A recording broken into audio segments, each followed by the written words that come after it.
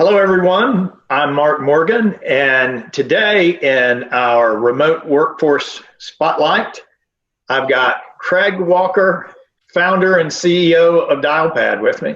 How are you today, Craig? Hey, Mark, I'm doing great. Although the voice may not sound too great, I am feeling great. That's great to hear.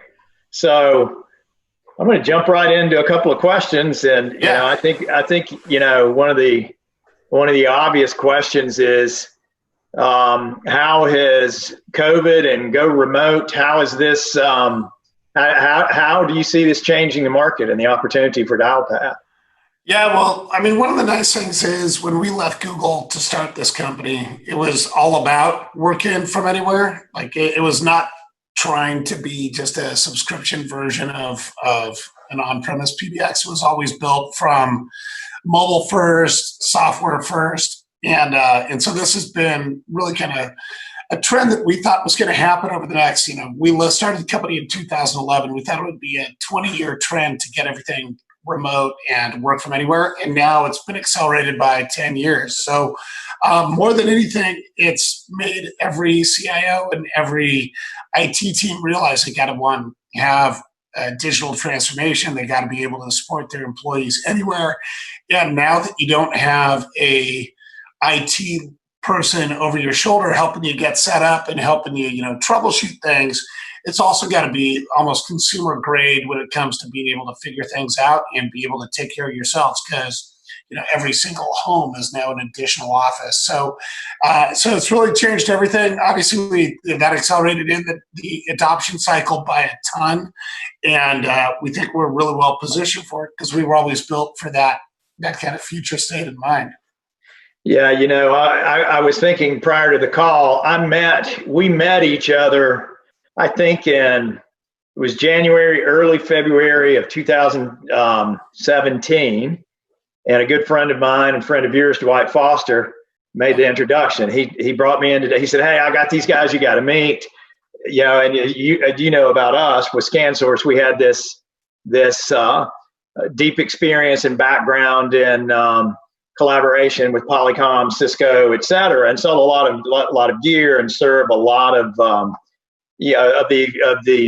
AV integrator space and have.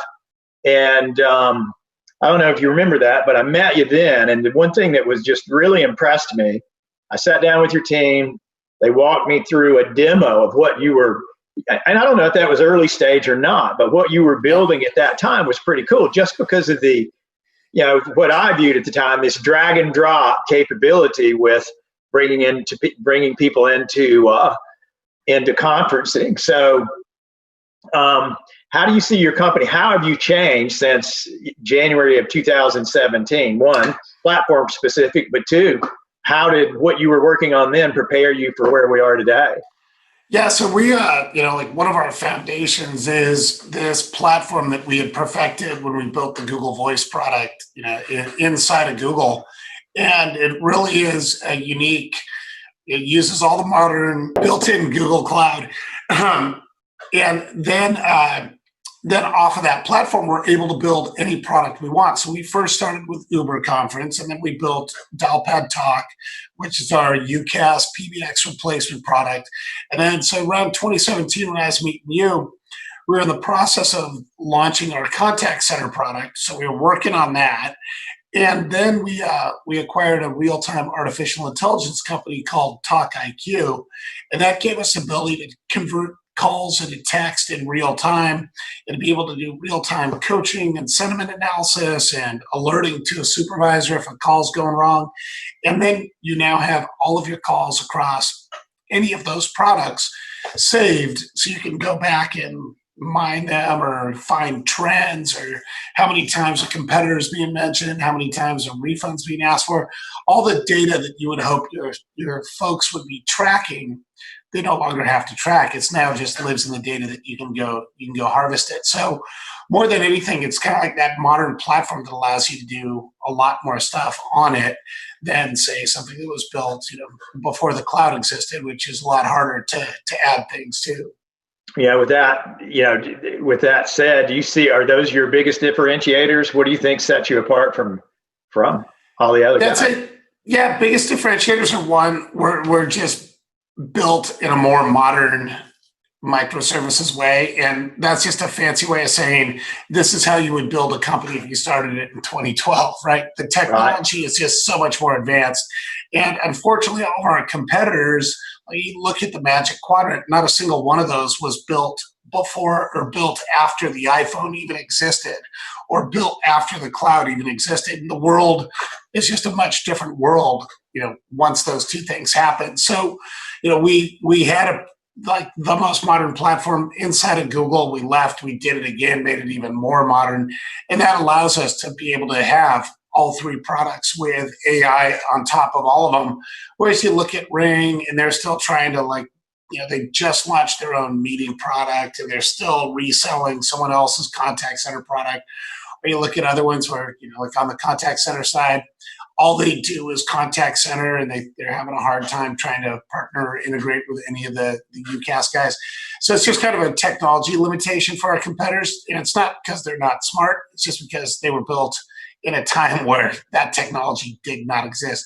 So it's just a more flexible software based platform.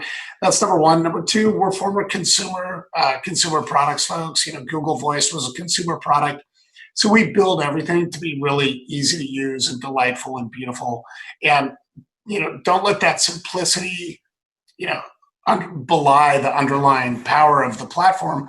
But it's just a simple, easy to use product. It's easy to deploy, and when we're selling to larger enterprises, the ability for them to deploy around the country, around the world, really, really easily is a huge advantage. And we look at some of our competitors; they're trying to charge pro services of $500,000 because their stuff is so complex. I think our biggest pro service contract or our top tier is, I don't know, something like maybe $75,000, and that's for a large implementation with many geographies. So it's just a more consumer friendly, designed for an end user and designed for an admin who can have now just a great interface to manage the entire world. And so, like Uber is a customer with offices worldwide, Motorola is a customer with offices worldwide, Syngenta is a customer with offices worldwide. We just won Splunk and we just won Twitter.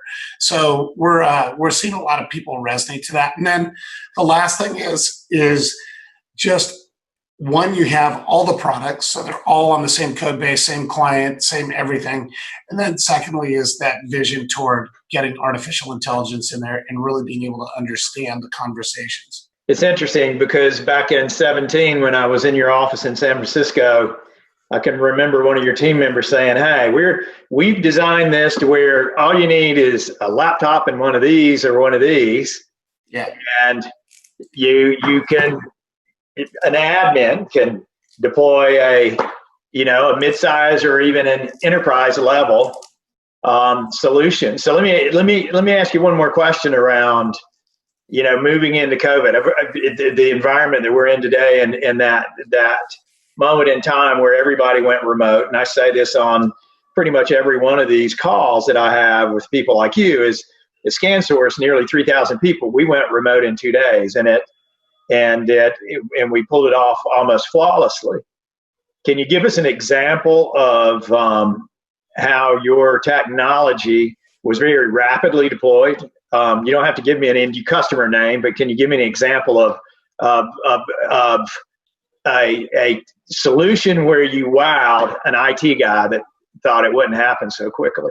Yeah, I can even give you a name too. So we won the Twitter contract in Q4 last year, and then started to deploy Q1 of this year. And then as COVID happened and people started getting sent home, like they rapidly expanded their deployment. And then it was thrilling because then probably about a month after that, Jack Dorsey, the CEO, came out and said, "Hey, from this point forward, every Twitter employee will have the option to work from home for the rest of their lives. Like this is the new normal if you want it to be."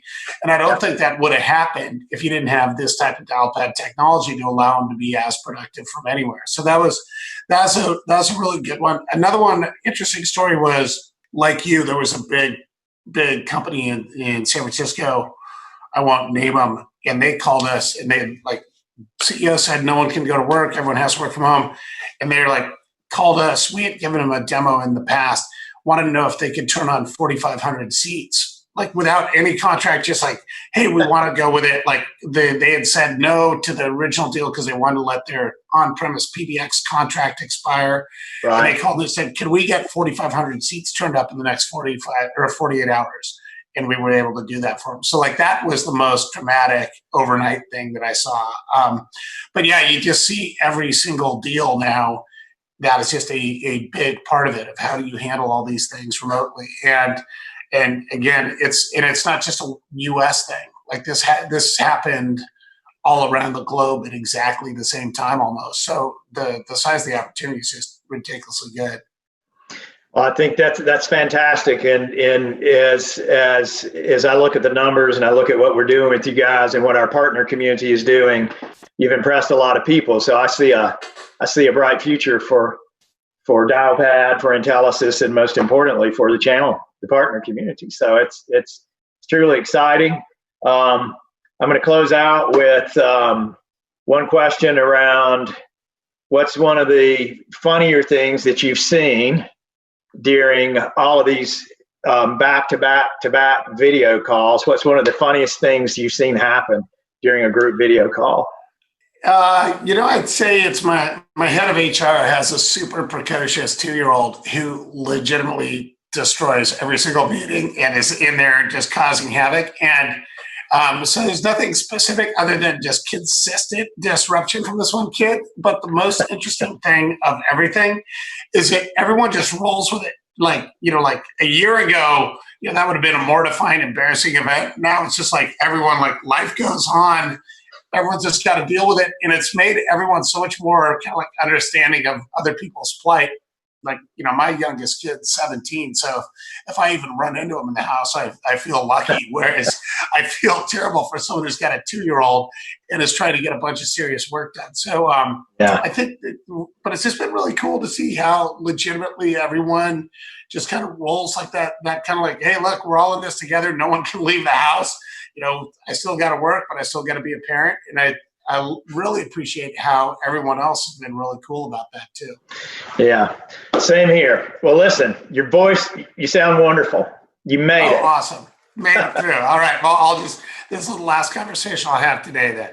Well, hey, thank you so much for your time. And we appreciate the partnership that we have. And we look forward to doing everything we can to continue to put some momentum behind this growth. So thank you so much. Love it.